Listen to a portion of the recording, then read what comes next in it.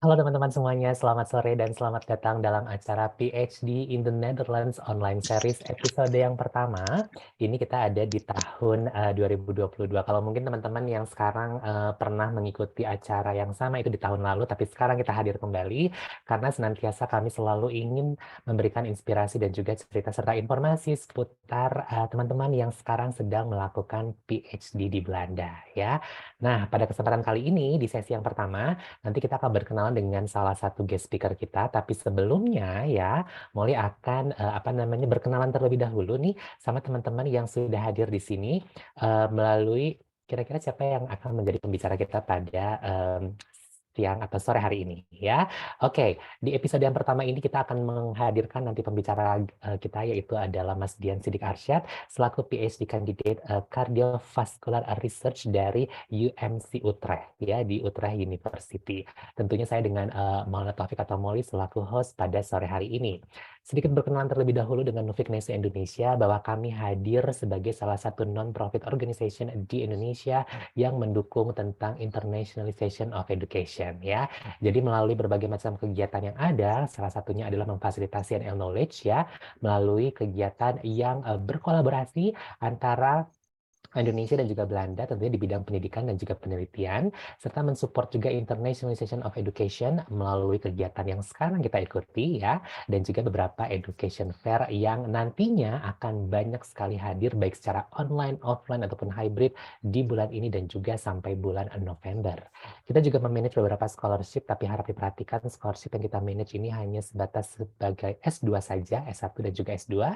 Di antaranya adalah OKP LPDP Student Joint Scholarship, ada Orange Knowledge Program yang sedang membuka short course program, serta ada Orange Tulip Scholarship, serta juga ada U-Share yang merupakan kerjasama dengan universitas di Asia Tenggara. Kami juga mensupport untuk teman-teman dari Belanda untuk hadir di Indonesia melalui program Wilweh program ataupun Study in Indonesia, serta bagi teman-teman yang sudah selesai dengan program studi di Belandanya, tentunya kami akan terus bersama bergabung dengan NL Alumni Network dan berbagai macam kegiatannya tentunya sering sekali diadakan. Selanjutnya, bagi teman-teman yang ingin sekali ya melanjutkan jenjang pendidikan berikutnya itu adalah PhD yang nanti kita akan ngobrol-ngobrol juga dengan Mas Dian. Jadi PhD ini merupakan adalah 4 tahun durasinya dan ini tipikalnya ini merupakan series research yang bekerja sama atau bekerja dengan universitas di Belanda. Jadi ini nanti teman-teman kalau misalnya bergabung dengan universitasnya itu akan ada kontrak kerja dan juga nanti akan diberikan gaji. Serta ya PhD di Belanda ini ditawarkan di 13 University of Research dan juga nanti itu biasanya pengumuman atau informasi lowongan tentang penelitian di Belanda itu ada di beberapa website, salah satunya adalah academictransfer.com yang akan aku jelaskan lebih lanjut nanti, serta ada factcards.nl, euraccess.nl, serta knaw.nl/en. Ya, nah yang penasaran sama academic transfer, berikut adalah informasi dari academic transfer di mana teman-teman bisa langsung masukin saja nih keyword tentang penelitian yang ingin dijalankan. Siapa tahu ada lowongan yang tersedia. Beberapa kriteria penting bagi teman-teman yang ingin melanjutkan PhD harus sudah selesai dari program masternya dan juga mempunyai kemampuan berbahasa Inggris yang baik, serta juga harus sudah mempunyai kemampuan metode penelitian yang solid ya. Apabila teman-teman ingin mencari beasiswa dari pemerintah Indonesia, itu ada dari LPDP, ada dari Beasiswa Pendidikan Indonesia, dan masih banyak lagi ya. Dan bagi teman-teman yang ingin langsung kontak kita juga bisa, berikut adalah informasi dari sosial media ataupun kontak platform komunikasi kita, silakan langsung dicatat aja atau di-share di screen cap supaya teman-teman bisa mendapatkan informasi yang lebih jelas seputaran PhD in the Netherlands ya. Kami selalu melayani dari hari Senin sampai dengan hari Jumat dari pukul 9 sampai dengan pukul 5 sore. Teman-teman juga bisa langsung online counseling dengan kami melalui bit.ly/ocneso dari hari Senin sampai dengan hari Kamis. Senin sampai dengan hari Selasa dari pukul 3 sampai dengan pukul 5, Rabu dan Kamis dari pukul 10 sampai dengan pukul 12 siang ya. Segala jenis informasi tentang PhD di Belanda juga bisa langsung di-download di bit.ly/dbnovikneso serta semua pertanyaan yang sudah sering hadir ya sudah kita jawab dan kita kumpulkan melalui bit.ly/faqnovikneso. Ini merupakan acara yang teman-teman tunggu. Jadi kami mengadakan acara PhD in the Netherlands Online Series juga merupakan rangkaian dari acara PhD Rekrutmen 2022 yang akan hadir di bulan depan pada tanggal 22 Oktober. Jadi bagi yang sudah punya proposal penelitian dan ingin segera langsung mewujudkan ataupun bertemu langsung dengan either itu recruiter, supervisor ataupun profesor, itu bisa langsung segera daftarkan ke bit.ly/PhD Rek 2022 ya. Harap diperhatikan baik-baik bahwa yang akan diundang ke acara ini hanya bagi teman-teman yang sudah lolos proposalnya, yang akan nanti di-assess oleh para recruiter, supervisor ataupun profesor, dan jamnya itu juga nanti akan disesuaikan. Jadi akan ada undangan khusus gitu kan ya untuk melakukan interview 20 menit ini. Jadi untuk melakukan pendaftaran ke acara ini bukan hanya sekedar mendaftar data diri saja, tapi juga harus sudah mengupload proposal penelitiannya. Ya, tidak lupa juga akan ada acara Week of Indonesia Netherlands Education and Research pada tanggal 12 sampai dengan 20 Oktober. Ini juga merupakan acara yang luar biasa spesial sekali. Jadi bagi para teman-teman yang merupakan education and research enthusiast, kami selalu mengundang untuk mendaftarkan diri di www.winner.or.id. Dan bagi teman-teman juga yang sekarang sudah mempunyai, katakanlah sudah sering berpresentasi poster ya, bagi teman-teman yang sudah jago banget dalam hal ini, kami juga mengundang Anda untuk hadir di acara Call for Poster yang nanti merupakan salah satu sesi yang ada di Winner. Jadi kalau posternya udah ada, langsung aja dikumpulkan dengan deadline di tanggal 15 September melalui registrasi di bit.ly/poster session 2022. Jadi posternya bisa dipresentasikan ya, karena yang datang tidak hanya orang Indonesia saja, tapi beberapa institusi dan juga universitas di Belanda turut hadir gitu kan secara online. Jadi bisa langsung bernetworking dan juga mempresentasikan ide dan juga research yang sudah dilakukan ya. Itu dia banyak sekali informasi yang Molly sampaikan. Mudah-mudahan bisa cerna semuanya ya dalam waktu yang durasi sangat singkat.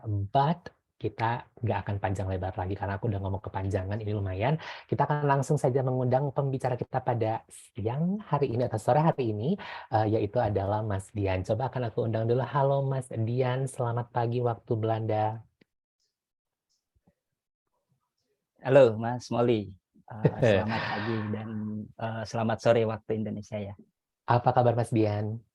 Alhamdulillah sehat, baik. Senang sekali kita bisa bergabung secara virtual ya. Kita udah ngobrol-ngobrol melalui email dan untuk ada di sesi ini. Sekali lagi ini adalah Mas Dian Sidik selaku PhD Candidate Cardiovascular Research UMC Utrecht ya, Graduate School of Life Science dari Utrecht University. Langsung bergabung dari Utrecht. Gimana nih Mas Dian keadaan di Belanda sekarang? Apakah summernya masih ada atau sekarang sudah lagi cuaca Mataharinya dingin? masih ada Mas, cuman suhunya udah mulai dingin. Suhunya udah mulai dingin ya. Yes. Selalu jaga kesehatan buat Mas Dian. Dan Ya. saatnya Mas Dian untuk akan berbagi informasi mengenai memulai, baik itu memulai PhD di Belanda ataupun hal lainnya. Ini saatnya sesinya Mas Dian. Jadi nanti setelah sesi Mas Dian ini nanti kita akan mengadakan sesi tanya jawab. Jadi teman-teman yang hadir di sini juga boleh berinteraksi dengan Mas Dian secara langsung.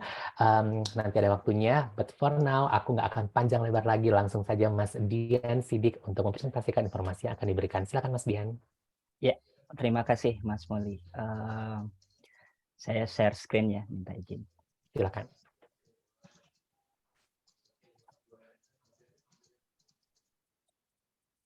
Screen-nya kelihatan nggak Mas? Sudah terlihat jelas. Terima kasih Mas. Yes. Oke, terima kasih. Pertama-tama saya ucapkan ya terima kasih kepada Nufik Neso ya memberikan waktu dalam satu, saya kira ini online series yang sudah dilakukan ini di tahun kedua ya, tahun lalu juga sudah ada untuk bisa sharing dengan teman-teman yang punya rencana untuk melanjutkan studi jenjang S3 di Belanda. Jadi Nufik Neso sangat memfasilitasi informasi ya, khususnya untuk PhD bisa melihat seperti apa sih proses mulai dari rekrutmen sampai proses menjalani PhD dan bagaimana penyelesaiannya. Beruntung hari ini bisa sharing dengan teman-teman karena mudah-mudahan setelah sesi sharing ini ada yang benar-benar udah fix membulatkan tekad untuk ya lanjut kita apply PhD di universitas di Belanda. Ya, perkenalkan, nama saya Dian Sidik Arsyad. Basic saya sarjana kesehatan masyarakat, masternya juga kesehatan masyarakat, S1 di Unhas, kemudian S2-nya di UI. Sebelum lanjut, ini sedikit ada disclaimer ya. Jadi presentasi ini fully based on experience. Jadi yang saya jalani saat sebelum memulai apply dapatkan beasiswa, terus kemudian pada saat udah dapat beasiswa dan menjalani kehidupan sebagai PhD di UMC Utrecht. UMC itu di Belanda itu ada banyak UMC. UMC itu University Medical Center, seperti rumah sakit pendidikan gitu ya, yang dibawahi oleh universitas. Dan kebetulan saya di UMC Utrecht yang berada di bawah Graduate School of Life Science di Utrecht University. Ya, jadi ini sedikit perkenalan singkat. Saya sudah sebutkan tadi ya, saya sekarang berafiliasi dengan Fakultas Kesehatan Masyarakat di Universitas Hasanuddin, khususnya di Departemen Epidemiologi. Sebenarnya saya pernah dapat di tahun 2010 saya pernah dapat award Nuffic Neso, tapi hanya untuk tailor-made training, jadi semacam short course begitu ya. Jadi pada saat itu durasinya, kalau saya tidak salah ingat, itu 2 bulan, 2 atau 3 bulan, menjalani integrated public health surveillance. Jadi kursus yang diadakan oleh KIT, Royal Tropical Institute di Amsterdam, tapi kurikulum yang kita minta itu ada kita yang tentukan, jadi tailor made gitu ya. Jadi kami mau materi ini sampaikan. Jadi seperti itu modelnya kalau untuk tailor made training. Kemudian saat ini saya sebagai salah satu awardee LPDP pada tahun 2018 dapat awardnya, kemudian melanjutkan kuliahnya di 2019. Pada saat itu ada skema di LPDP namanya BUDI, Beasiswa Unggulan Dosen Indonesia. Sekarang sepertinya sudah dialihkan skemanya ke BPI, jadi Beasiswa Pendidikan Indonesia. Saat ini saya menjadi salah satu pengurus di PPI Utrecht ya, ikut meramaikan Persatuan Pelajar Indonesia, khususnya untuk di universitas, di bawah Universitas Utrecht. Kemudian juga dipercayakan oleh teman-teman awardee untuk mewakili awardee LPDP di Utrecht. Jadi kita ada, kalau di LPDP itu ada namanya lurah ya, di Utrecht University ini, untuk awardee yang sementara studi di sini, saya mewakili untuk komunikasi dengan pihak di LPDP-nya untuk segala macam lah permasalahan-permasalahan akademik dan ataupun permasalahan-permasalahan administratif. Jadi saya coba merangkum sedikit timeline selama, sebelum, saat, dan nanti akan setelah selesai. Ya, jadi sedikit kembali, saya adalah PhD student di Utrecht University sejak tahun 2019 November. Jadi November, jadi sudah 3 tahun lebih ya. Saya mulai kuliahnya. Tapi sebelum di Utrecht University, saya sempat di Universitas van Amsterdam, Amsterdam University ya. Nanti saya mulai dari awal. Di 2018 saya diterima mendapatkan award LPDP ya, beasiswa. Tapi proses untuk mendapatkan beasiswa ini sebenarnya sudah saya lakukan jauh sebelum itu. Jadi saya sudah mulai mencari-cari universitas, mencari-cari calon promotor atau profesor, kemudian mencari peluang-peluang beasiswa dan seterusnya, explore universitas. Itu sudah saya lakukan sejak cukup lama ya, mungkin sejak saya selesai S2 malah mungkin ya, itu tahun udah saya agak lupa, soalnya saya selesai S2 itu 2006, jadi udah cukup lama ya. Jadi semenjak itu saya sudah mulai sih, tapi intensnya itu di 2016 lah, 2016-2017 itu saya intens untuk mencari peluang-peluang letter of acceptance untuk bisa mendapatkan LOA. Di tahun 2018 itu sebenarnya saya dapat, karena saya intens untuk mencari letter of acceptance. Nanti saya juga ceritakan ada beberapa metode untuk bisa mendapatkan letter of acceptance. Nah, cuman saya menggunakan salah satu jalurnya yaitu melalui metode networking. Jadi sudah ada jalur, jadi ada jalur antara saya dengan calon promotor misalnya gitu ya. Itu sudah ada jalurnya, entah lewat siapa, entah lewat teman yang sudah mulai PhD atau memang pernah project bareng dengan supervisor itu.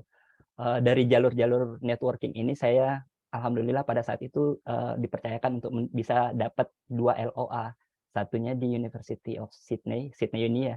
Terus kemudian satunya lagi di Universiteit van Amsterdam di di Amsterdam. Karena saya dapat 2 LOA, saya mencoba 2 jalur ini. Jadi Sydney karena di Australia, dia punya beasiswa AAS ya, Australia Award. Saya coba apply ke situ juga, terus kemudian di waktu yang bersamaan saya meng-apply juga LPDP di awal 2009 itu ya, 2018 itu ya, menggunakan LOA dari UVA. Jadi AAS untuk LOA dari Sydney ini, terus LPDP menggunakan LOA UVA. Karena proses saya mengikuti prosesnya di AAS ini cukup ribet ya. Di tahun 2018 itu banyak sekali dokumen yang harus disiapkan, terus kemudian upload segala macam dan seterusnya. It takes time, sehingga saya tidak menyelesaikan proses submission-nya gitu ya. Saya tidak menyelesaikan sampai selesai proses seleksinya. Sehingga saya fokus ke LPDP saja. Pada saat itu saya fokus ke LPDP dan alhamdulillah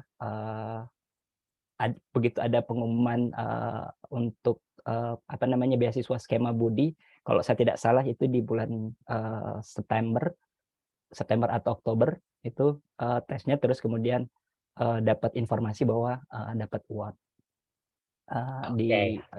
di tahun 2018. Mas Dian, mohon maaf Uh, saya potong sedikit. Ini untuk ya, slide-nya apakah berjalan? Mas, saya dapat laporan dari salah satu partisipan bahwa belum berjalan ya. Jadi Mas sekarang sudah di slide yang keempat ya? yang di timeline ini gambarnya timeline ya, Yes, bukan yang kalau itu. kayaknya di participants nggak muncul yang slide keempatnya. There you go, akhirnya udah berjalan sekarang. Udah ya. Yes, Ini kalau terima kasih saya Mas. full screen begini muncul nggak? Muncul. Ya harusnya ya muncul ya. Iya, oke, terima Yes. kasih Mas. Oke.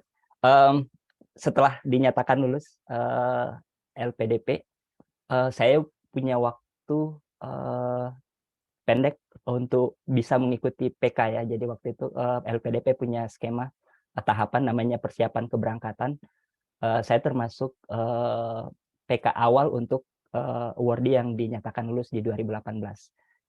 PK 136. Kalau saya tidak salah sekarang sudah PK 190-an ya. Dari saya dapat award, kemudian mengikuti PK dan berangkat ke UVA itu tidak sampai setahun ya. Jadi saya berangkat ke Belanda, ke Universiteit van Amsterdam karena saya dinyatakan lulusnya di Universiteit van Amsterdam. Nanti saya ceritakan kenapa saya harus pindah ke UU gitu ya. Itu mungkin sekitar 6 sampai 7 bulan karena saya berangkat ke UVA ke Belanda itu di bulan Juni, mid Juni, pas summer di tahun 2019.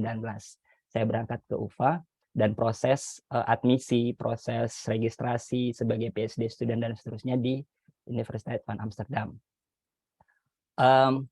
Saya akhirnya pindah ke UU karena ada beberapa hal. Yang pertama adalah promotor saya yang memberikan saya letter of acceptance itu memutuskan untuk pensiun. Ya, jadi memutuskan untuk pensiun karena satu dan lain hal, karena ada masalah kondisi kesehatan. Jadi beliau dengan berat hati menyatakan ke kami sebagai PhD student di bawah beliau pada saat itu, yang dari Indonesia itu ada 4 orang. Dengan berat hati beliau menyampaikan bahwa beliau akan pensiun. Itu alasan pertama, dan alasan kedua adalah kenapa saya tidak tetap di UVA dengan promotor yang berasal dari UVA adalah karena pada saat itu UMC, UVA, AMC dulu namanya Amsterdam Medical Center, itu akan digabung dengan di Belanda itu ada namanya Vrije University, Vrije University ya. Jadi ada AMC-nya juga, apa namanya, ada medical center-nya juga, dan itu akan dilebur menjadi satu namanya Amsterdam UMC. Amsterdam UMC di VU atau Amsterdam UMC di UvA. Nah, jadi itu ada proses penggabungan merge itu sehingga menyebabkan agak sulit untuk bisa apa namanya, mendapatkan calon promotor karena proses ini sangat membingungkan gitu ya. Akhirnya oleh promotor saya itu dibantu untuk berkomunikasi, dan bahkan beliau pada saat itu mengajak kami untuk bertemu dengan salah satu profesor di koleganya ya di Universitas Utrecht ya. Jadi sama bidang ilmunya, sama apa namanya, expertise-nya sama, tapi dia base-nya yang promotor saya saat ini itu di Utrecht University base-nya. Jadi pada saat itu beliau menjelaskan status kami, terus kemudian setiap orang dipersilahkan untuk presentasi ide risetnya. Saya alhamdulillah karena baru di tahap awal ya, jadi masih belum ada sama sekali data yang terkumpul, belum ada riset yang saya lakukan. Sementara teman saya ini sudah ada yang di tahun ketiga, sudah ada yang bahkan sudah hampir selesai gitu ya.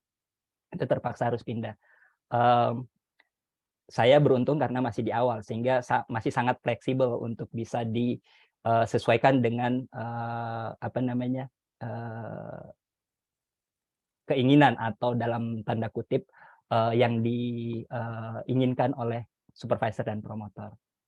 Begitu sudah presentasi dinyatakan, oh iya ini sangat memungkinkan untuk saya bisa supervise, sehingga beliau menerima kami dan mengeluarkan LOA baru, karena LOA ini dibutuhkan untuk proses perpindahan universitas di LPDP ya, karena di LPDP juga tetap harus ada penyesuaian administrasi karena Amsterdam dengan Utrecht itu living allowance-nya berbeda, tuition fee-nya dan segala macamnya itu ada penyesuaian dan seterusnya ya.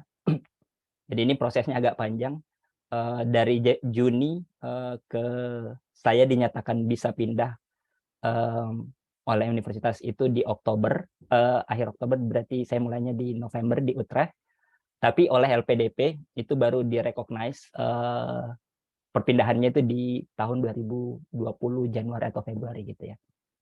Sehingga ada penyesuaian living allowance dan seterusnya.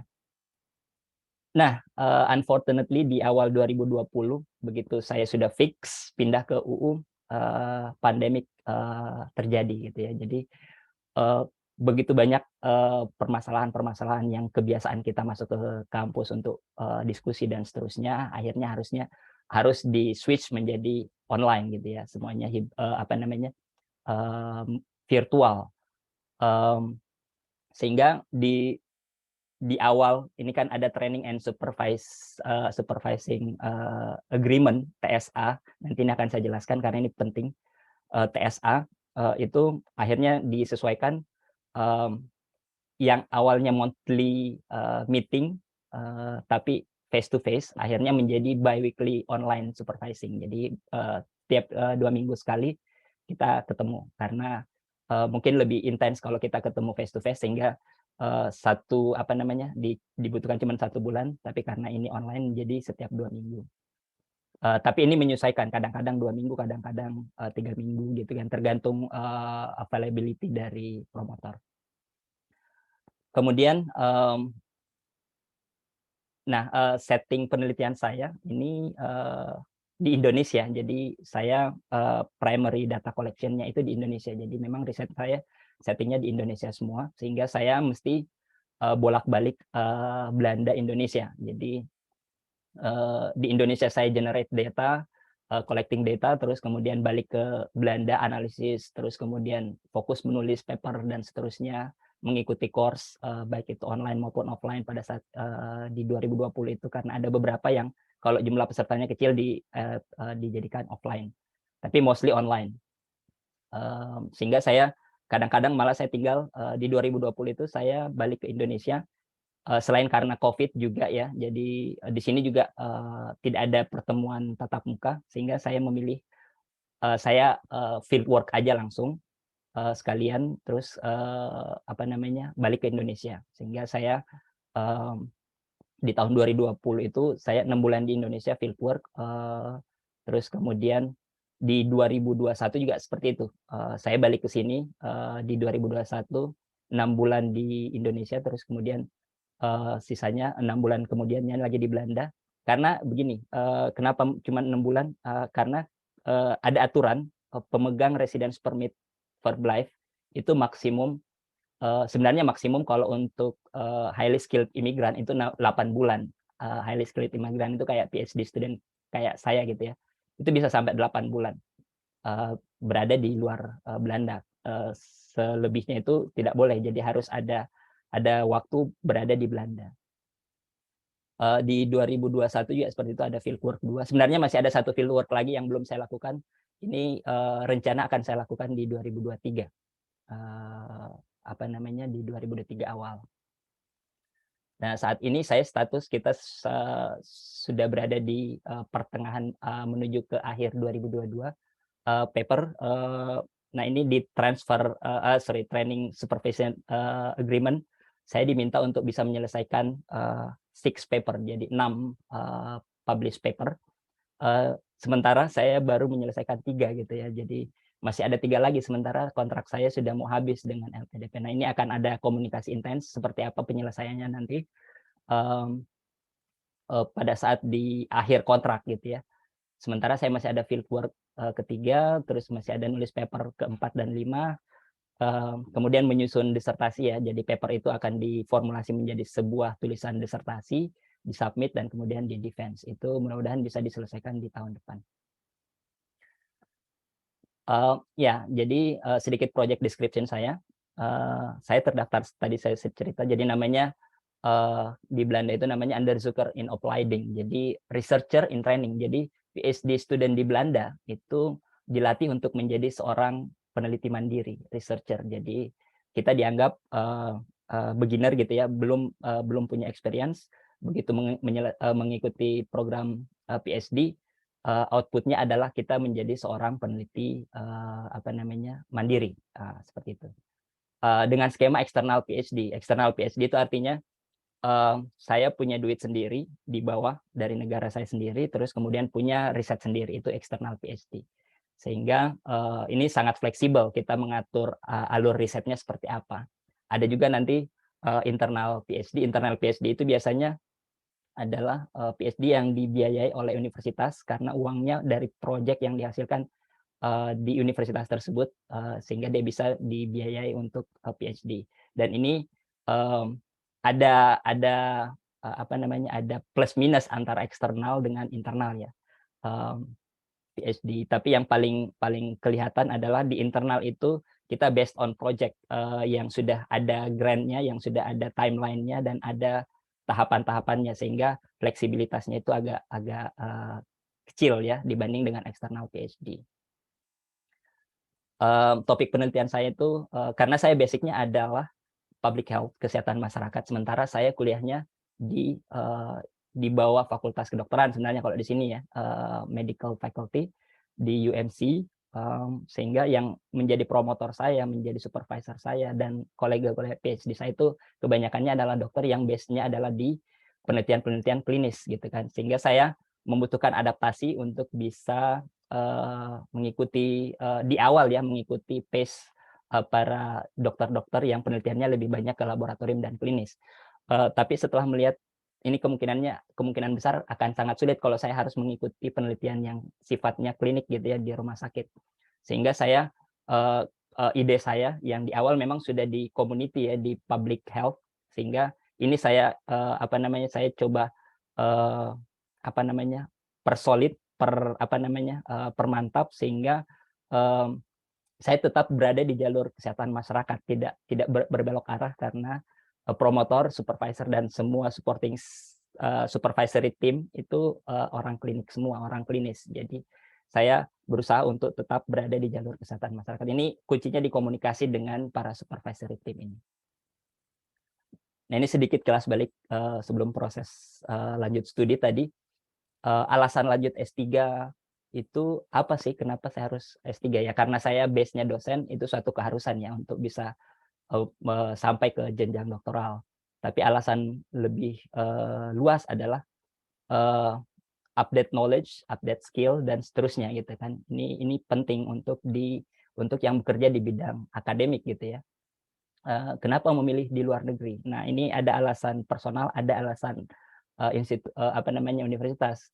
Jadi waktu saya di 2018 itu ada aturan di direktorat itu mengatakan bahwa kalau usianya di bawah 40 dan belum pernah kuliah di luar, dalam tanda kutip, di luar negeri pada saat itu ya, karena saya S1 di Unhas, S2-nya di UI, itu wajib untuk mencoba di luar negeri, sehingga itu salah satu alasan kenapa saya memilih di luar negeri. Tapi alasan personalnya adalah ingin broaden the horizon gitu, untuk memperluas horizon perspektif saya gitu kan, karena saya udah kuliah di lokal seperti di Makassar gitu ya, terus di UI yang skupnya lebih agak luas dengan mengikuti proyek-proyek yang sifatnya nasional, terus kemudian di luar negeri supaya horizonnya lebih luas lagi gitu. Nah, memilih topik, ini juga agak unik ya, karena saya sebenarnya kalau dilihat sebelum saya S3, S2 saya, terus kemudian S1 saya, bahkan proyek-proyek penelitian yang saya lakukan pada saat menjadi dosen itu lebih banyak ke infectious disease, penyakit-penyakit menular. Sementara penelitian saya ini sekarang itu penyakit tidak menular, cardiovascular disease ya. Jadi ini ada switch. Kenapa? Ya, karena peluangnya ada di situ ya. Peluang pertama karena network yang saya kenal ini, promotor yang saya kenal ini memang bergerak di bidang kardiovaskular. Saya memilih jalan mudah gitu ya. Bukan mudah juga sih, karena saya harus benar-benar switch topik dari infectious disease. Tapi karena sudah ada jalur ini yang saya pikir sangat potensial untuk bisa mendapatkan LOA, karena pada saat ini saya termasuk orang yang agak lambat agak terlambat untuk apply S3 ya, karena saya masuk apply S3 itu di umur yang cukup tua ya, 39 hampir 40 waktu itu. Sehingga saya hanya punya waktu lagi pada saat itu. LPDP batasnya itu di 40 untuk S3 di jalur itu ya. Jadi saya mau tidak mau harus coba bisa beradaptasi dengan ilmu, bukan ilmu baru ya, tapi topik yang jarang saya sentuh gitu ya di non infectious disease. Kemudian yang mana dulu nih, beasiswa dulu atau kampus dulu? Nah, ini juga selalu menjadi pertanyaan yang klise di teman-teman yang baru mau mulai ya. Apa saya cari beasiswa dulu atau kampus dulu? Menurut saya dua-duanya bisa. Cuman kalau kita dapat LOA dulu itu akan lebih mudah untuk dapat beasiswa. Sebenarnya itu sih kunci utamanya. Meskipun LPDP itu memperbolehkan untuk teman-teman yang belum dapat LOA tapi sudah punya untuk master ya, ini sudah punya bukti bahwa sudah ikuti seleksi di universitas. Kalau untuk PhD sudah ada bukti komunikasi dengan promotor. Jadi ini bisa dipakai kalau belum dapat LOA. Tapi kalau udah dapat LOA itu mungkin skornya akan lebih rendah dibanding teman-teman yang belum dapat LOA pada saat seleksi ya. Jadi seperti itu. Apalagi kalau sudah dapat unconditional LOA. Metode networking atau tebar jala untuk dapatkan LOA ini. Nah, ada teman-teman yang saya tahu itu dia pakai metode tebar jala gitu kan. Dia kirim sebanyak mungkin email ke calon dalam tanda kutip promotor yang punya ide riset yang sama dengan yang dia ingin lakukan. Dia kirim sebanyak mungkin email gitu ya, mencoba komunikasi dengan calon-calon promotor ini. Sementara kalau yang saya lakukan itu adalah metode networking. Yang saya cerita tadi yang di Sydney Uni itu saya sudah ikut project dengan mereka itu selama 2 atau 3 tahun pada saat itu. Sehingga ini saya lihat ada potensi untuk saya bisa dapatkan LOA dari profesor yang ada di project tersebut. Dan yang di UVA ini juga saya pakai networking karena saya punya teman yang sudah kuliah duluan pada saat itu di UVA dengan promotornya yang kebetulan pada saat itu yang saya cerita tadi yang pensiun. Memang karena studennya tinggal sedikit ya, tinggal 4 atau 5 orang. Pada saat itu dia belum memutuskan untuk pensiun. Dia masih mencari. Nah, ini menjadi jalur networking menurut saya. Kemudian ada banyak sekali skema beasiswa yang bisa saya ikuti. Pada saat itu ada AAS untuk Sydney yang tadi saya cerita, kemudian LPDP. Sekarang ada BPI, Beasiswa Pendidikan Indonesia. Kemudian ada funding agency seperti Nufik Neso, meskipun pada saat ini Nufik Neso hanya memberikan award untuk jenjang master dan bachelor ya. Kemudian mengikuti syarat dan ketentuan, dan ini penting. Setiap meskipun LPDP, BPI itu sama-sama dari Kementerian Keuangan juga ya, meskipun pengelolanya mungkin kementerian yang berbeda, tapi punya standar yang sama. Tapi di balik standar yang sama itu ada kriteria-kriteria tertentu yang mungkin agak berbeda, sehingga ini sangat penting untuk dibaca karena sangat kalau kita gagal di awal gitu, gagal di administrasi saja karena persoalan tidak membaca. Jadi persoalannya itu cukup remeh ya, tapi bikin sakit hati kalau kita gagalnya di seleksi administrasi pun kita gagal karena kita miss melihat syarat-syarat ini. Kemudian di letter of acceptance untuk PhD ini tidak ada letter of acceptance, sepengetahuan saya ya, itu tidak ada LOA yang template standar yang sama di universitas-universitas di Belanda gitu kan. LOA ini sangat fleksibel karena kita komunikasi dengan, ini untuk kasus saya ya, saya komunikasi dengan promotor saya pada saat itu, calon promotor saya pada saat itu, bahwa mohon di LOA itu dituliskan mulainya kapan, di program studi apa, siapa saja supervisory team. Terus kemudian ada tuition fee. Tuition fee ini di Belanda sebenarnya itu tidak ada hard standard ya, berapa sih tuition fee di Belanda. Itu sepengetahuan saya tidak ada, sehingga ini sangat fleksibel. Tergantung di tuition fee itu kita mau pakai untuk apa.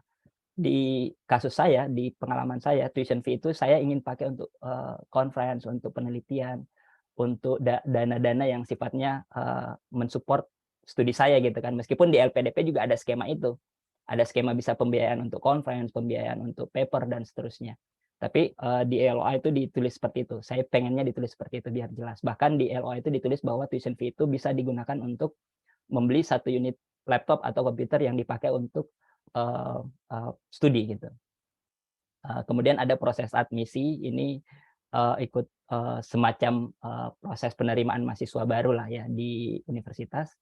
Kemudian setelah itu topik penelitian ini dipertajam, di-refine, karena di awal biasanya ya di awal promotor itu kalau pengen melihat kita sejauh apa sih ide riset kita, dia hanya butuh 4 atau 5 lembar bahkan, paling banyak 10 lembar proposal. Jadi proposal itu tidak setebal proposal pada saat kita kuliah S1, S2 gitu ya.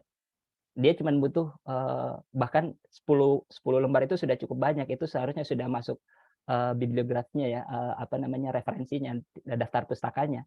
Itu sudah ada halaman sampulnya. Jadi kontennya paling 5 sampai 6 halaman saja karena dia bukan mau melihat detailnya, dia mau melihat di proposal, dia hanya mau melihat bahwa ide yang kita angkat ini betul-betul ada novelty-nya, ada kebaruannya, terus kemudian dia mau melihat frame of thinking kita terstruktur atau tidak. Kita siap tidak menjadi peneliti di proposal kita itu. Jadi sebisa mungkin 5 halaman ini bisa menggambarkan itu, bahwa kita punya ide riset yang cukup up to date gitu ya, ada novelty-nya. Kita bisa menjelaskan step-step in general melakukan penelitian itu seperti apa untuk bisa menjawab tujuan penelitian kita. 5 lembar seperti itu. Nah, pada saat kita sudah diterima, nah ini baru ada proses proposal refinement. Ini sudah mulai ditambahkan detail, sehingga di Belanda itu ada namanya ujian proposal di tahun pertama biasanya ya. Namanya go no go, biasanya istilahnya begitu, tapi ada juga yang menyebutkan proposal presentation gitu ya. Ini di UVA waktu itu ada 8 bulan. Jadi ada Ekman paper namanya. Jadi paper ini dalam tanda kutip sebenarnya proposal yang dipresentasikan di bulan ke-8 untuk melihat ide riset kita itu setelah disolidkan, diperbaiki, ditambahkan detail dan seterusnya, ini layak tidak untuk dilakukan atau seperti apa. Nah, seperti itu. Ini saya kira untuk beasiswa dan letter of acceptance beberapa poin. Tentu saja di beasiswa ini saya berbicara LPDP karena saya punya experience-nya di sini ya. Jadi ada syarat umum sifatnya seperti umur, ada IPK S2-nya berapa minimal, kalau saya tidak salah IPK terakhirnya 3,2 deh, 3,2 apa 3, sekian ya. Nah, kemudian ada syarat khusus sesuai skema karena di LPDP ini banyak sekali skema, ada skema afirmasi, ada skema targeted gitu ya dan seterusnya. Ini tolong dibaca, setiap skema itu punya syarat-syarat tertentu, daerah-daerah tertinggal misalnya atau santri itu ada syarat tertentu. Ada syarat TOEFL dan IELTS. Nah, TOEFL dan IELTS ini saya kira sebenarnya kalau kita di apply pada saat di universitas pun punya TOEFL dan IELTS standar gitu ya. Dan biasanya lebih tinggi TOEFL dan IELTS standarnya di universitas pada saat kita minta LOA dibanding dengan TOEFL IELTS yang dipakai untuk beasiswa. Itu lebih tinggi yang di universitas biasanya gitu ya. Kemudian ini opsional ada unconditional LOA untuk beasiswa yang saya cerita tadi. Kalau saya tidak salah informasi sekarang itu kalau sudah punya unconditional LOA itu kita tidak tidak perlu mengikuti tes skolastik. Itu informasi yang saya terima beberapa waktu yang lalu ya. Jadi kalau sudah punya unconditional LOA dulu kan emang ada gitu ya. Tapi khusus untuk perguruan tinggi unggulan dunia PTUD. Kalau sudah punya unconditional LOA dari perguruan tinggi unggulan dunia itu kita tidak mesti bahkan tidak perlu mengikuti tes skolastik. Tapi sekarang itu semuanya skema seperti itu sepertinya ya. Nanti dilihat di panduan terbaru untuk LPDP. Karena informasinya saya dapat dari teman yang dinyatakan lulus barusan. Ya, jadi dia tidak perlu mengikuti tes skolastik waktu itu karena dia sudah punya unconditional LOA. Ada berkas dan dokumen. Ya, Yes. cuman potong sedikit lagi. Kayaknya slide Mas juga belum berubah kembali. Mungkin sekarang Mas bisa dirubah ke halaman yang sedang Mas jelaskan. There you go. Ini ya? Yes. Sorry, yang ini ya. Ini Ya. sekarang saya di sini. Oke, Oh ya, terima kasih. nggak pindah ya? Atau sebentar, saya share desktop aja kali ya, jangan share ini. Baik, Sebentar. terima kasih Mas. Oke. Ya, There you go. saya lanjut Yes. ya. Sorry. Ini kadang-kadang memang persoalan teknis gini yang bingung ya, di mana nih masalahnya, kok di sini bisa, di situ enggak ya. Nah, tadi saya sebut tes bakat skolastik bagi teman-teman yang belum dapat LOA atau belum dapat unconditional LOA ya. Terus kemudian ada seleksi substansi, di LPDP itu ada wawancara, ada profiling. Profiling itu melalui leadership, group discussion dan seterusnya. Tidak lulus, jangan menyerah karena saya punya teman ya, karena saya alhamdulillah pengalaman saya satu kali apply alhamdulillah langsung lulus ya, tapi ada teman yang berkali-kali lulus. Ini sangat memperlihatkan kegigihannya ya, akhirnya lulus gitu kan. Dengan skema LPDP yang ada sekarang tanpa kuota itu sebenarnya just a matter of time kita bisa lulus atau enggak. Kalau kita baru satu kali nyoba terus kemudian gagal, terus kemudian nyari yang lain aja lah, jalurnya jangan yang ini. Karena gagal pertama itu menjadi pengalaman untuk coba selanjutnya gitu ya. Jadi kita sudah tahu nih, oh kelemahan saya kemarin di sini. Akhirnya semakin lama semakin berkurang kelemahan itu dan akhirnya bisa dapat. Itu menurut saya ya. Nah, kalau untuk dapat LOA saya kira ini sangat unik antara satu PhD dengan PhD lain ya. Karena mencari LOA melalui profesor itu sama dengan mencari jodoh menurut saya. Saya analogikan seperti itu. Kita cari jodoh itu cocok-cocokan juga. Entah cocok di ide risetnya, cocok dengan waktu yang ada dari promotornya, profesornya dan seterusnya dan seterusnya.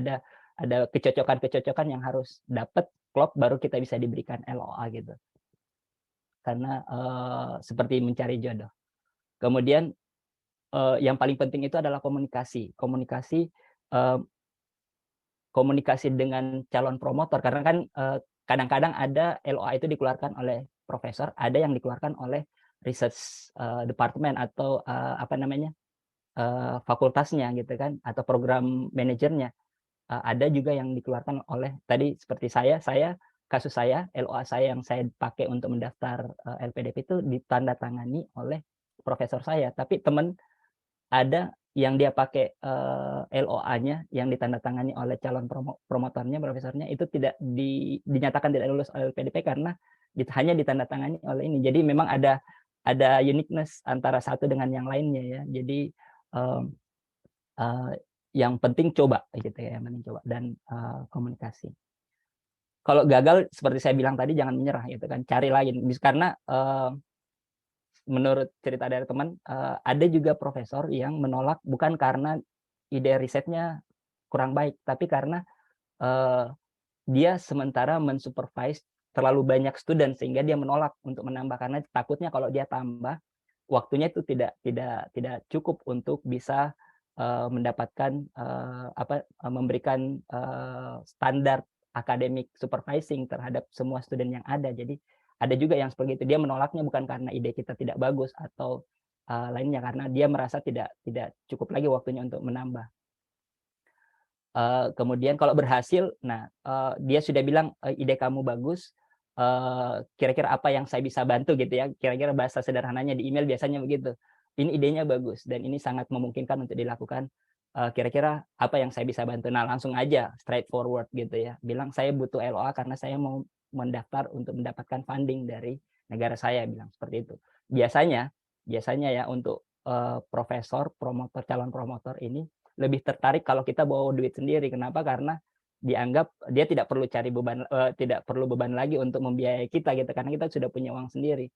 Dan kalaupun dia punya project yang kebetulan inline dengan project kita, projectnya ada uang, sehingga dia bisa menambah student baru bukan melalui project dia. Jadi tidak bertambah, tidak mengurangi jatah kuota project dia, tapi malah bisa menambah personel. Jadi seperti itu. Jadi biasanya profesor-profesor itu lebih senang kalau kita membawa grant sendiri. Ada TOEFL tentu saja ya. Ya ini yang penting ya, kriteria utama calon PhD memperlihatkan kualitas diri. Nah ini melalui proposal, melalui pada saat kita komunikasi, bagaimana kita berkomunikasi dengan calon profesor, itu juga menjadi parameter kualitas kita sebenarnya. Jadi sebisa mungkin kalau meng-email promotor itu dibaca berulang-ulang, ini sudah benar nggak sih apa yang saya mau sampaikan informasinya, tapi juga tidak cukup yang cukup penting juga adalah grammar saya sudah benar nggak di email gini. Jadi kadang-kadang dari poin-poin yang remeh seperti itu lihat oh ini grammarnya masih cukup kacau nih, jadi menjadi poin minus untuk kita seperti itu. Master degree with required GPA. Jadi kebetulan kalau saya tidak salah tadi saya sudah sebutkan di LPDP itu ada 3,2. Kalau di Belanda pengetahuan saya itu untuk PhD tidak melihat ini ya, tidak melihat master degree. Tapi yang penting kita sudah bukan master degree-nya tapi IPK-nya. Dia tidak melihat IPK-nya. Yang penting kita sudah punya master degree yang relevan dengan PhD yang kita mau ambil. Jadi misalnya saya public health masih dalam ranah kesehatan gitu ya, mengambil PhD di topik yang memang masih sama dengan kesehatan seperti itu. Ini saya pindah ke slide selanjutnya, apa kelihatan nggak Mas Moli? Terlihat Mas. Ya PhD journey ya, ini PhD track yang dilakukan di Utrecht University ya, di bawah Graduate School of Life Science. Jadi ini PhD track-nya kira-kira seperti ini. Kita mulai dari seleksi gitu kan, terus ada admisi, ada onboarding dan seterusnya. Kemudian ada ini yang tadi disebut go and no go. Jadi go and no go ini adalah di tahun pertama itu kita dilihat kelayakan proposal dan seterusnya untuk bisa untuk bisa melanjutkan ke risetnya. Ini menjadi deg-degan pertama di tahun pertama, biasanya yang ini nih yang sering menjadi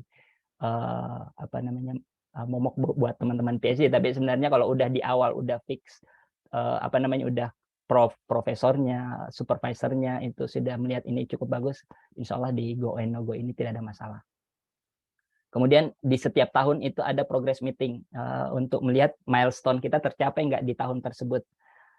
Di tahun pertama, tahun kedua, tahun ketiga dan seterusnya. Ini di setiap annual meeting progress ini itu bisa terjadi perubahan untuk track di tahun kedua.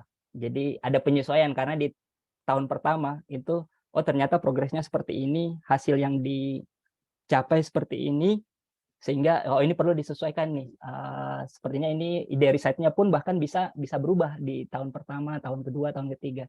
Sehingga ada kasus di teman-teman PhD di Belanda maupun di beberapa tempat, proposal di awal di tahun pertama pada saat kita meminta LOA, ketika dilihat di akhir tahun ketiga atau akhir keempat, ini kelihatannya perubahannya sangat drastis, bahkan bisa sampai 180 derajat. Itu sangat memungkinkan memang. Sementara saya di kasus saya ya, alhamdulillah tidak terlalu banyak perubahan dibanding di awal. Mungkin kalau saya kuantifikasi itu perubahannya mungkin sekitar 40 sampai 50, setengahnya lah ya berubah, memang karena ada progres di tahun pertama, tahun kedua dan tahun ketiga ini, sehingga disesuaikan. Oh ternyata lebih update, lebih menarik kalau kita risetnya kita arahkan ke sini, arahkan ke sana gitu ya. Karena hasil dari tahun-tahun sebelumnya. Jadi your project can change throughout the process. Jadi yang tadi saya sebut proposal di awal itu bisa 180 derajat ketika kita lihat di akhir studi gitu kan. Nah ini seperti yang saya sebut tadi, PhD di Belanda umumnya, kemudian secara khusus di tempat saya itu mencetak independent researcher. Jadi kita menjadi peneliti mandiri yang siap untuk melakukan penelitian secara mandiri. Training and supervision agreement ini di tahun pertama ya, ini sangat penting. Kenapa? Karena di sinilah apa namanya yang biasanya dibicarakan di annual meeting tadi, annual project output kita seperti apa, terus kemudian apakah agreement ini kita sepakati tidak berubah atau berubah gitu kan. Nah di sini juga di TSA ini itu biasanya disebutkan berapa sih jumlah publikasi yang diminta selama kita studi. Di Belanda umumnya itu minimal 4 published paper yang dibutuhkan untuk menulis tesis dan submit gitu kan. Jadi 4 paper di dalam disertasi itu artinya ada 4 chapter ditambah chapter introduction, terus kemudian ada chapter terakhir discussion and conclusion. Jadi in total ada 6 chapter kalau kita punya 4 published paper seperti itu. Ada ECTS ya, jadi SKS yang diselesaikan. Nah ini berbeda-beda. Di tempat saya itu cuma 20 yang dibutuhkan, 20 ECTS. Di tempat lain mungkin ada yang sampai 30. Tapi bukan kuliah full ya, jadi bahkan conference, presentasi di departemen, supervising master student itu juga ada ECTS-nya, sehingga in total itu kita dibutuhkan menyelesaikan 20 ECTS. Ini beberapa pengalaman penting terkait akademik. Saya taruh di poin pertama, komunikasi aktif. Jangan pasif. Kenapa? Karena ketika kita tidak berkomunikasi dengan aktif, kadangkala apa yang diinginkan oleh promotor, profesor itu berbeda dengan apa yang sebenarnya ingin kita lakukan, yang ingin kita capai dengan penelitian ini gitu kan. Bukan dia tidak mau dengan apa yang kita inginkan, tapi lebih kepada karena dia tidak tahu apa yang kita inginkan, sehingga komunikasi. Sampaikan bahwa saya ingin mencapai ini, saya ingin lakukan ini, saya ingin tujuan saya ini melalui strategi ini. Itu dikomunikasikan, sehingga ini menjadi kunci. Oh iya, karena pada prinsipnya tadi yang saya sebut, yang dia mau cetak adalah independent researcher, bukan driven researcher yang diarahkan ke sana ke sini gitu kan. Yang mau dilakukan sebenarnya adalah independent researcher yang ingin dicapai. Meskipun di beberapa kasus teman-teman ada juga teman yang akhirnya agak lama studinya itu karena dia terlalu pasif, tidak komunikasi dengan aktif dengan supervisornya, sehingga supervisornya demand-nya agak tinggi gitu kan, bukan agak tinggi yang mungkin tidak cocok dengan si PhD-nya ini, sehingga ini yang membutuhkan waktu untuk adaptasi dan seterusnya, sehingga durasi kuliahnya menjadi lebih lama. Maintain good relation with supervisor. Kadang-kadang dengan supervisor atau promotor itu tidak hanya kita berbicara tentang proyek kita, paper kita, kadang-kadang kita berbicara tentang yang santai-santai, misalnya dia hobinya apa gitu kan, dia senangnya kalau summer gini dia kemana. Bahkan alhamdulillah supervisor saya itu sudah menjadi dalam tanda kutip seperti bapak saya di sini. Dia setiap ada waktu dia ngajak yuk kita jalan-jalan ke kota ini, yuk kita keliling-keliling jalan gitu kan, ngopi-ngopi. Itu hampir tiap bulan dia lakukan ke saya karena dia tahu saya ini jauh dari keluarga, saya tidak punya apa namanya, mungkin menurut dia saya tidak punya support system yang bagus sehingga mental health saya ini dalam tanda kutip fragile gitu kan, sehingga dia berusaha untuk apa namanya, top up, keep up spirit saya untuk bisa menyelesaikan studi seperti itu. Jaya saya sangat bersyukur dapat supervisor seperti ini. Work life balance gitu kan, Senin sampai Kamis work hard, Jumat atau Sabtu Minggu play hard gitu kan. Jadi apa namanya, ada keseimbangan antara kehidupan pekerjaan kita sebagai PhD dengan kehidupan life kita, daily life kita, jadi santai gitu ya. Peer group talks ini penting, kita diskusi dengan teman-teman di departemen kita sesama PhD atau karena di Belanda ini banyak sekali PhD student. Di Utrecht ini kebetulan karena saya lurah ini, jadi saya tahu berapa jumlah PhD di Belanda, di Utrecht. Ini bisa menjadi apa namanya, teman untuk diskusi dalam tanda kutip, bukan cuma diskusi akademik ya, kita diskusi bahkan kita diskusi tentang hal-hal yang receh, remeh gitu ya, itu penting. Dan jangan membanding-bandingkan diri sendiri dengan orang lain. Karena setiap yang saya sudah beberapa kali saya sebut ya, PhD itu unik. Setiap PhD itu unik. Jadi pace-nya berbeda, kemampuan kita berbeda, yang diteliti juga berbeda, itu punya challenge masing-masing. Jadi jangan membanding-bandingkan. Mungkin ada yang cepat, ada yang lambat. Setiap PhD itu kalau in track ya, yang benar-benar in track itu punya waktu masing-masing. Untuk kehidupan non akademik, akomodasi di Belanda ini memang beberapa tahun belakangan ini sangat sulit ya. Seperti yang saya sampaikan tadi, saya bolak-balik Indonesia 6 bulan, di Belanda 6 bulan dan seterusnya. Kadangkala ketika saya pulang ke Belanda, saya mau tidak mau harus melepas kamar gitu kan, karena apa namanya, akomodasi saya, karena selain biayanya cukup mahal kalau saya tetap maintain kamarnya, sementara saya tidak pakai gitu kan. Begitu saya balik, saya kadang-kadang harus numpang di tempat teman dulu untuk sambil cari akomodasi. Biaya hidup memang dalam tanda kutip cukup mahal, sehingga harus pintar-pintar untuk bisa efisien dalam menggunakan dana living allowance kita ya. Tapi apakah cukup? Cukup, cukup. Kalau apa namanya, gaya hidup kita tidak semewah kalau kita di Indonesia misalnya, kalau memang kebiasaannya hidup mewah. Bahkan kalau bisa masak sendiri gitu kan, atau bikin bekal sendiri, itu di kantor itu bahkan tidak perlu beli makanan, kita sudah bawa bekal. Kebetulan di tempat saya itu, jadi kalau saya bawa makanan gitu, saya masak nasi dan seterusnya, di tempat saya di kantinnya itu ada microwave, sehingga tinggal dipanasin aja udah gitu kan, mantap. Jadi living allowance itu saya kira cukup untuk skema ini ya. Adaptasi lebih mudah, kenapa? Karena banyak orang Indonesia, banyak makanan Indonesia juga. Di Belanda itu salah satu negara yang kayaknya tidak perlu ada adaptasi ya, tidak ada culture shock lah kalau kita di Indonesia, menurut saya ya. Karena begitu banyak orang Indonesia, kita bisa berkomunikasi, kita bisa makan makanan Indonesia di mana saja. Ada support system di sini, bahkan seperti yang saya sebut tadi, supervisor saya itu sudah seperti keluarga saya sendiri, bapak saya sendiri gitu kan. Ada teman-teman sesama PhD, baik di Indonesia, orang Indonesia atau internasional. Terus ada PPI. Ini PPI kebetulan di Utrecht ini cukup aktif ya, jadi sering melakukan kegiatan-kegiatan, ngumpul-ngumpul. Beberapa waktu lalu, saya kira di akhir bulan lalu itu ada barbecue sekalian dalam tanda kutip 17-an gitu ya, meskipun bukan di tanggal 17. Kita cukup ramai. Dan ada kebetulan saya Muslim, di Utrecht itu ada SGB namanya. SGB itu Masjid Indonesia, jadi Sting generasi baru yang isinya adalah orang Indonesia. Jadi masjid yang isinya orang-orang Indonesia. Jadi saya sering ngumpul-ngumpul di situ. Mental health sangat penting, jadi refreshing yang saya sebut tadi, jalan-jalan dan ngumpul-ngumpul dengan teman-teman itu penting, sehingga work dan life balance ini kita bisa dapat, mental health kita tidak terlalu fragile.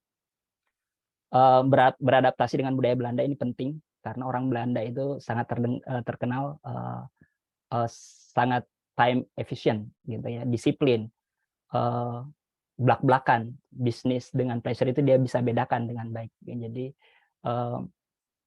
pada saat seperti yang saya sebut tadi, supervisor saya jalan-jalan dengan saya, itu tidak pernah, jarang sekali kita komunikasi berdiskusi tentang proyek kita, karena ini jalan-jalan gitu kan, tidak perlu membahas tentang pekerjaan. Jadi ini kira-kira beberapa poin penting yang saya bisa sharing ya. Jadi terima kasih buat teman-teman. Ini ada beberapa kontak yang bisa saya share. Jadi kalau mau di email melalui Facebook, melalui Instagram, atau bahkan melalui WhatsApp, nomor saya ada. Jadi kalau misalnya nanti teman-teman ada yang ingin ditanyakan, atau ada yang spesifik di Utrecht, ada yang mau kuliah di Utrecht gitu kan, boleh berkomunikasi dengan saya. Saya kira demikian, Mas Molly. Saya kembalikan. Terima kasih banyak Mas Dian. Jelas sekali tadi sudah ada skema dan segala macam, walaupun tadi memang belum terlihat jelas mengenai skema. Nggak apa-apa, nanti juga Mas Dian juga akan mengirimkan PDF version presentasinya ke kami. Ya. Nanti akan kami Ternyata. share linknya juga. That's okay, it's all good. Mas Dian, ini aku benar-benar menarik banget tadi melihat perjalanan Mas Dian yang juga luar biasa, karena memang ada terkena pandemi juga gitu kan ya, Betul. terus juga harus pindah dan segala macam, dan masih banyak hal lainnya. Pertanyaan dari saya, mungkin akan saya keep dulu sebentar karena ini kita ada beberapa pertanyaan-pertanyaan yang sudah muncul ya. Iya. Ada Siap. pertanyaan mungkin yang langsung aja nih aku akan kasih ke Mbak Astri D. Tagueha. Untuk Mas Dian, izin bertanya. Perkenalkan, saya Astri. Katanya kasusnya agak sama nih katanya mirip dengan Mas Dian. Jadi bagaimana sih caranya kita harus bisa tetap on track ya? Nah, jadi Ya. kata Mbak Astrid nih ya, kata Mbak Astrid calon supervisornya itu di bidang molekular patogen diagnostik. Nah, sementara Mbak Astrid ini lebih banyak kerjanya praktis di lapangan dengan penyakit zoonosis pada hewan dan bukan lulusan kedokteran. Bagaimana menurut Mas Dian? Iya, mirip kasusnya, benar ya. Jadi supervisornya itu lebih ke arah laboratory based research gitu ya, melihat molekuler, melihat sel, melihat patogen dan seterusnya. Sementara kita, seperti saya, kasus saya, supervisor saya itu, promotor saya itu adalah kardiologis, ahli bedah jantung. Jadi ahli bedah jantung gitu ya. Jadi memang spesifik kerjanya cuman ngelihat satu organ di dalam tubuh kita gitu ya, jantung dan pembuluh darahnya itu. Sementara saya lebih melihat whole community, bukan pasien yang saya lihat, tapi komunitas yang saya lihat. Mungkin saya bisa lihat pasien, tapi bukan cuma satu pasien, saya lihat banyak pasien, sehingga saya bisa dapat insight apa sih masalah dari pasien-pasien ini, bukan melihat jantungnya saja gitu kan. Nah, ini mungkin mirip seperti itu. Nah, sebenarnya bukan dia tidak tertarik dengan apa yang saya lihat, tapi bagaimana saya menyampaikan ide saya, bagaimana saya menyampaikan interest saya dengan cara yang baik, sehingga dia melihat, oh ternyata benar, ini interest juga nih, apa yang saya lihat ini bisa menjadi interest yang sama dengan promotor saya. Jadi kita coba cari kira-kira penelitian saya ini itu bagaimana caranya supaya dia bisa interest promotor saya. Jadi komunikasinya kita cari key poinnya, apa poin-poin penting dari yang apa yang akan saya lakukan, sehingga kelihatan, oh ya betul, yang mau dilakukan sidik ini sangat bukan sangat mungkin novelty-nya nggak ada ya, mungkin novelty-nya kecil, tapi memang sangat dibutuhkan. Penelitian yang saya lakukan ini sangat dibutuhkan karena ada informasi yang akan terjawab, yang sehingga kontribusi terhadap pengetahuan dari penelitian saya itu jelas, kira-kira seperti itu. Mungkin untuk siapa tadi yang siapa yang nanya? Mungkin Mbak Astri. Mbak Astri, coba dikomunikasikan, coba Mbak Astri lihat secara detail, secara detail penelitiannya Mbak Astri ini, kira-kira key point yang ingin disampaikan, informasi yang ingin disampaikan, itu kalau sudah dapat diformulasi kalimatnya, informasi ini kemudian disampaikan ke promotornya, sehingga promotornya bisa interest gitu, atau profesornya bisa interest. Oh iya benar, kita sejalan kalau ini betul-betul hal yang penting untuk diteliti gitu kan. Intinya seperti itu sebenarnya, komunikasi. Oke, jadi kembali lagi berkomunikasi dan juga key point yang ingin disampaikan ya. Oke, mudah-mudahan jelas untuk Mbak Astri. Selanjutnya dari Yudhistira Iriana. Nah, pertanyaan lagi nih buat Mas Dian. Pada saat mencari promotor dan LOE, apakah pengalaman pernah menerbitkan paper itu penting? Optimalnya Hmm, sebelum mendaftarkan S3 itu perlu berapa publikasi ilmiah nih Mas Dian? betul. Penting atau nggak penting ini sangat subjektif ya. Cuman eh, paper yang kita sudah publish sebelum kita lanjut S3 itu sebagai portofolio dalam tanda kutip memperlihatkan bahwa saya bisa melakukan penelitian. Penelitian itu kan siklus ya. Mulai dari merencanakan penelitian, mengumpulkan data, menganalisis data, bahkan sampai menulis paper. Menulis paper itu outputnya dari suatu penelitian. Sehingga kalau kita sudah menulis paper, mempublish paper, itu bisa dianggap sebagai portofolio kita bahwa orang ini itu bisa melakukan penelitian karena sudah publish paper gitu. Jadi mungkin itu bisa menjadi salah satu parameter dari profesor melihat kemampuan kita bisa melakukan research gitu ya.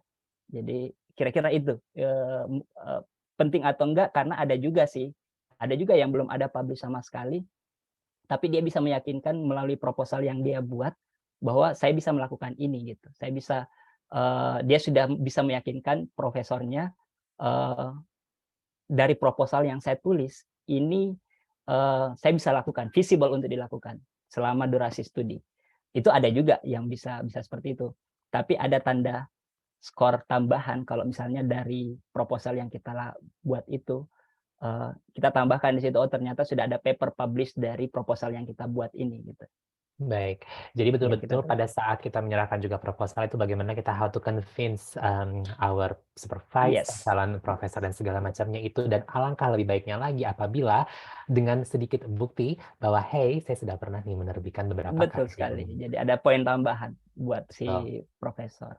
Oke, Karena pada prinsipnya proposal itu karena cuma 4 sampai 5 halaman bukan untuk melihat detail dari proyek, tapi untuk melihat bahwa Anda punya frame of thinking yang baik untuk melakukan riset.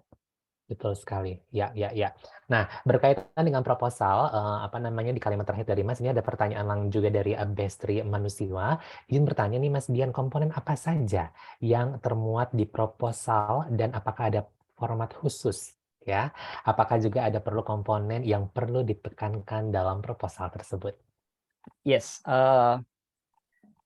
sepanjang sepemahaman saya, sepengetahuan saya based on my experience, itu tidak ada format proposal seperti apa. Tapi kalau LPDP ada ya format, Ya, biasanya ada format yang ditentukan oleh LPDP. Tapi kalau untuk ke promotor atau calon promotor, itu tidak ada format.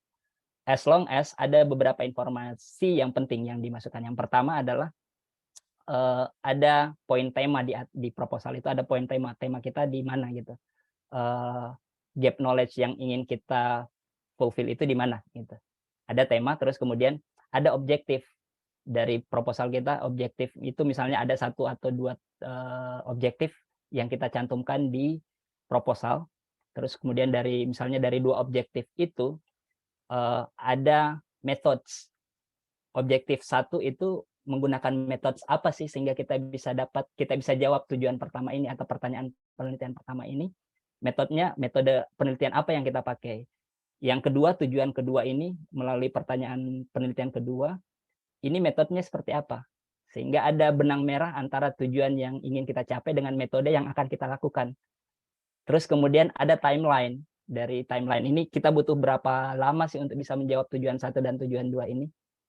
Nah, itu key information yang penting yang ada yang menurut saya harus dituangkan di proposal, karena ini bisa menggambarkan struktur berpikir kita, cara berpikir kita itu sistematis dari pertanyaan penelitian dari yang introduksi, misalnya dari introduksi itu ada ada masalah yang ingin kita selesaikan.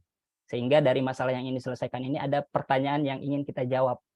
Pertanyaan yang kita jawab ini kemudian dikonversi menjadi tujuan gitu kan. Tujuan ini dilakukan menggunakan metode A, B, C, D dan seterusnya. Dari tujuan yang ingin kita lakukan, metode yang dilakukan, tujuan yang ingin dijawab melalui metode yang dilakukan, berapa lama kita butuh waktu. Nah, itu ada timeline di situ. Sebisa mungkin dalam skop durasi PhD ya 4 tahun gitu. Ini bisa kita jawab dalam waktu 4 tahun, kita bisa jawab ini. ya. Saya kira 4-5 lembar dengan poin-poin itu saya kira cukup gitu untuk memperlihatkan frame of thinking kita menjadi seorang researcher. Betul. Dan lagi-lagi bahwa dalam proposal ini juga tentunya sering berjalan waktu nanti akan berubah ya Mas ya, Exactly, sangat ketika mungkin kan. Betul sekali. Jadi kadang-kadang kita ngerasa kayak, aduh ini takutnya kurang A, kurang B. Yang penting mulai dari sekarang gitu Betul, kan ya. betul, betul. Karena terus terang saja bahwa ketika nanti proses dengan udah sit in dengan dan diskusi bareng dengan para calon Intens. supervisor ini, Wah, itu tentunya berubah. ini akan terdevelop ya. Jadi dari yang proposal benar awal banget sampai dengan proses penelitian tentunya nanti akan agak sedikit berubah persepsi ataupun perspektif yang nanti akan dihasilkan. Betul. Oke. Kita lanjut lagi nih Mas, masih ada beberapa pertanyaan lagi dari Ainul Nadia. Jadi izin bertanya nih Mas, untuk yang masih menempuh S2, jadi gimana nih saran Mas nih? Apakah memungkinkan bisa sambil menyiapkan pendaftaran S3 supaya begitu lulus S2 itu langsung bisa masuk ke S3? Nah, gimana nih kira-kira nih? Ya, sangat memungkinkan. Jadi bahkan eh, ketika kita sedang kuliah S2 nih ya, kita lagi melakukan penelitian, kita tahu nih penelitian kita bisa sampai sejauh apa. Sehingga kita bisa potong, untuk S2 saya bisa jawab sampai segini aja nih, sisanya bisa dilanjutkan di S3 nanti. Bahkan itu bisa dilakukan. Jadi penelitiannya bisa sangat inline S2 dengan S3. Itu bahkan eh, menurut saya itu lebih bagus. Kenapa? Karena Anda sudah punya basic masalah di S2 yang terjawab, kemudian ada masalah yang lebih lanjut yang bisa dijawab ketika kita S3. Sehingga proposalnya kelihatan ada kontinuitas antara S2 dengan S3. Jadi tidak terlalu switch seperti saya dari infectious disease menjadi non infectious disease gitu kan. Saya mau betul-betul mulai dari awal. Kalau kalau seperti penanya tadi, saya kira sangat sangat memungkinkan. Jadi mulai dari sekarang coba persolid buat proposal gitu kan. Uh, dari penelitian yang ada tentu saja sudah tahu nih, oh ternyata hasil penelitian saya seperti ini, masih ada masalah yang belum terjawab nih. Biasanya di tesis magister itu master itu kan ada rekomendasi atau saran untuk peneliti selanjutnya gitu kan, untuk meneliti ini. Nah, itu dilanjutkan di S3. Itu sangat memungkinkan. Iya, iya. Dan juga mumpung lagi semangat-semangatnya nih ya, karena Asli biasanya masih ada spirit gitu ya. Momentumnya kadang-kadang biasanya hilang udah kayak saya. rehat udah lama, Selesai mau S2-nya. mulai kayaknya lama banget nih. Jadi lebih baik ketika lagi semangat tuh ya, Yes, langsung yes, aja. Jadi yes. kita benar-benar menghargai banget semangatnya dari Ada Ainun. Jadi momen. benar-benar kalau kalau misalnya sembari lagi nyelesain S2-nya, nggak ada salahnya juga untuk segera mempersiapkan di S3 seperti tadi kata Mas Dian ya. Oke, kita akan Yes. masuk dari pertanyaan terakhir dari Anggita. Halo Mas Dian, saya tertarik mendaftar ke Utrecht School of Economics nih. Jadi udah dibaca-baca requirement-nya untuk Yes. eksternal PhD candidate ya di Utrecht School of Economics ini adalah bahwa proposalnya sudah harus layak dibuat sebagai chapter 1 disertasi. Nah, sebagai seorang eksternal PhD candidate juga, apakah waktu itu Mas Dian juga mengalami hal yang sama? Apakah ada tips untuk membuat proposal yang menurut Mas Dian lagi-lagi dianggap layak? Ya, betul. Mungkin di beberapa program studi ada spesifikasi ya. Ini yang disebutkan yang saya sebutkan tadi di Training and Supervision Agreement itu kadang-kadang sudah dijelaskan bahwa atau bahkan di requirement university requirement departemennya bahwa sudah harus ada chapter 1 di disertasi, yang biasanya chapter 1 itu sebenarnya lebih ke arah review ya, penelitian yang sifatnya review. Review itu dari penelitian-penelitian yang sudah dipublish, itu coba kita ramu, kita sintesis untuk mendapatkan masalah penelitian. Jadi penelitian-penelitian yang sudah dilakukan review gitu, entah scoping review, systematic review, atau naratif review gitu kan. Itu biasanya yang menjadi dasar kita melakukan penelitian selanjutnya. Jadi seperti itu, ada juga seperti itu. Jadi nah, yang saya sebut tadi proposal kita, saya juga seperti itu. Pada saat membuat proposal, salah satu tujuan saya pertama yang saya tulis di proposal itu adalah untuk mengetahui sejauh mana ilmu pengetahuan sekarang bisa menjawab masalah yang saya angkat. Jadi sejauh mana ini tentu saja dari banyak sekali publish paper kan. Jadi paper ini saya review, itu tujuan pertama. Tujuan pertama saya lakukan, tujuan pertama saya jawab melalui metode review di bagian metodologi, sehingga kelihatan, oh iya, jadi yang pertama dilakukan di chapter 1 itu adalah menjawab sejauh mana ilmu pengetahuan bisa memberikan kontribusi ke masalah yang saya angkat. Kira-kira seperti itu, Mas Malik. Siap, oke. Aku jadi nggak enak tadi aku bilangnya pertanyaan terakhir, cuman ini benar-benar penutup lah ya Mas ya dari Hairudin Sani No sebelum worries, kita no mengakhiri worries. acara. Dari Hairudin izin bertanya nih buat Mas Dian, Mas kan Mas sebagai award di LPDP nih ya, apa namanya, apakah Mas ini punya teman yang juga kerja di pemerintahan dan juga menjadi award di LPDP karena pengen tahu banget nih Hairudin Sani ini mengenai persyaratan serta pengalaman tipsnya untuk sebagai pegawai pemerintah yang kuliah di luar negeri. Karena kita tahu sendiri Yes. kan bahwa kalau misalnya sebagai pegawai pemerintah tentunya harus melakukan tanggung jawab di sini, Iya, tapi di betul, sekolah. betul. Nah itu bagaimana tuh Mas? Kalau Iya, misalnya ada eh, cerita. banyak banyak teman saya yang PNS di sini. Saya sebenarnya kan PNS ya, karena bekerja meskipun bekerjanya di universitas. Ada teman yang bekerja di dinas kesehatan, ada yang bekerja di eh, macam-macam PNS, ada yang di BRIN. Nah ini memang LPDP itu kan punya skema ya, punya skema targeted. Salah satunya adalah targeted apa namanya beasiswa, skemanya targeted. Jadi yang ditarget itu adalah PNS, TNI, Polri dan seterusnya, itu ada skemanya khusus. Tapi kalau tidak mau ikut itu melalui skema reguler pun ada gitu kan. Jadi bisa apply ke sana. Nah, persoalannya kalau di PNS memang ini agak panjang birokrasinya karena kita PNS harus punya izin dari harus dapat izin dari kepala kita dulu gitu kan. Jadi bos kita di atas, misalnya kepala dinasnya harus ada izin, kita harus pegang izin dari dia. Sama dengan saya harus punya izin dari dekan dan juga punya izin dari rektor. Jadi saya punya 2 izin yang kemudian kementerian pun harus memberikan izin ke saya gitu kan. Jadi sama mungkin prosesnya, harus ada izin, harus jadi statusnya tugas belajar kalau misalnya di luar negeri gitu kan. Terus harus dapat apa namanya, ada dokumen namanya yang dikeluarkan oleh Sesnek. Saya lupa nama dokumennya. Jadi ada beberapa birokrasi yang harus dilewati kalau kita statusnya adalah sebagai PNS. Tapi bisa, sangat memungkinkan dan memang ada skemanya gitu di beasiswa itu. Betul sekali. Jadi coba cek-cek lagi juga buat Mas Herudin Sani dengan segala persyaratan yang ada di LPDP. Apa namanya nanti juga Mas bisa kontak kita juga ya melalui info@nesoindonesia.org.id kalau misalnya masih agak bingung dengan apa namanya persyaratan dari LPDP. Nanti kita juga bisa sedikit memberikan informasi karena beberapa waktu lalu juga kita mendapatkan informasi mengenai hal ini ya. Oke, Mas Dian. I think that's all for today.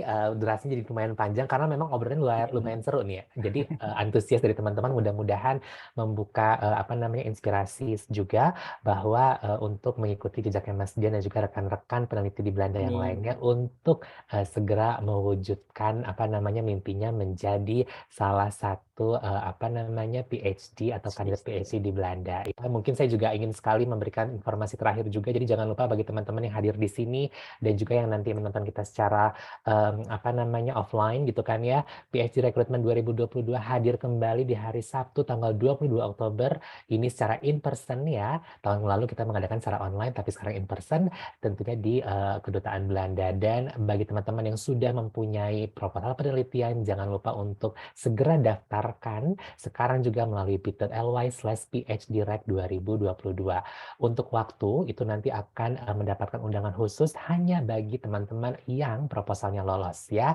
Jadi dari Academic Transfer juga akan terus segera memberikan informasi seputaran apa namanya profesor dan juga list universitas yang nantinya akan berpartisipasi gitu ya. Mas Dian, sekali lagi terima kasih banyak sudah membantu kita untuk memberikan Sama-sama, informasi dan Mas juga Moli. sharing session di acara PhD in the Netherlands Online Series episode yang pertama. Sukses terus juga buat Mas Dian dan tentunya good luck ya karena mudah-mudahan dari skema tadi timeline yang sudah diberitahukan bahwa Iya. insya Allah tahun depan Ini diberikan deg-degan tahun terakhir, Mas kelancaran. Moli. Diberikan kelancaran juga Amin. untuk bisa menyelesaikan apa namanya PhD yang sekarang sedang dijalankan dan tentunya Amin. selalu jaga kesehatan di Belanda juga. Sekali lagi terima kasih buat Mas Dian. Terima kasih, Mas Moli.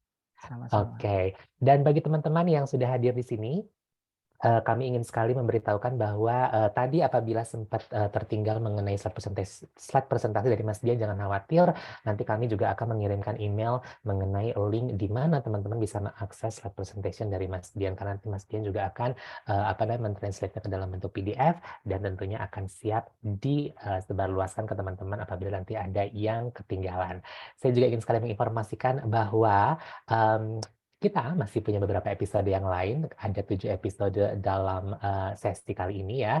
Episode yang kedua itu akan hadir di hari Sabtu minggu depan ya. Yang akan kita bahas adalah beasiswa dari pemerintah Indonesia. Ya, pembicaranya juga sudah siap dan nantikan informasi lebih lengkapnya melalui sosial media kami. Insya Allah paling lambat juga di hari esok sudah tayang. Ya, sekali lagi di episode yang kedua minggu depan ya di tanggal 10 ya 10 September di jam 10 sampai dengan jam 11 kita akan membahas salah satu beasiswa untuk PhD dari pemerintah Indonesia.